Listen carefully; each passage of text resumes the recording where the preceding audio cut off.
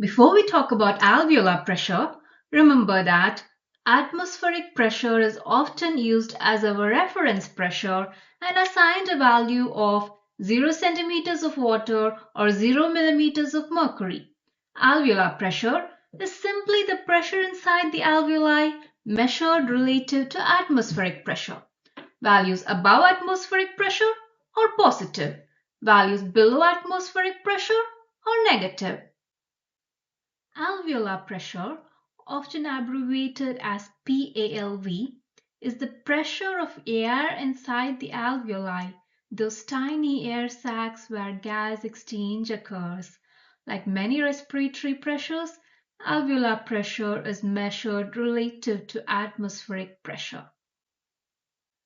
During inspiration, the lungs expand, causing the alveolar pressure to drop below the atmospheric pressure.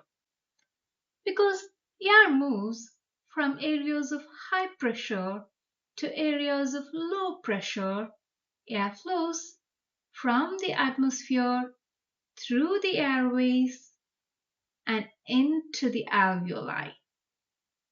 During quiet breathing, alveolar pressure typically falls to approximately -1 centimeters of water. During expiration, the lungs undergo elastic recoil inward. This compresses the alveoli and increases the alveolar pressure. Because alveolar pressure is now slightly higher than the atmospheric pressure, air is pushed out of the lungs.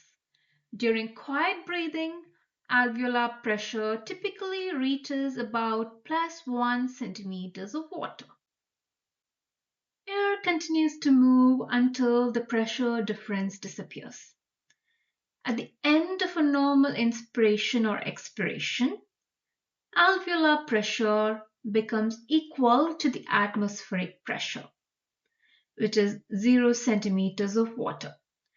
Since there is no pressure gradient between the alveoli and the atmosphere, airflow stops. During quiet breathing, alveolar pressure changes by only about 1 centimeters of water like we saw before. However, during deep inspiration or forced expiration, much larger pressure changes can occur, creating greater airflow into or out of the lungs.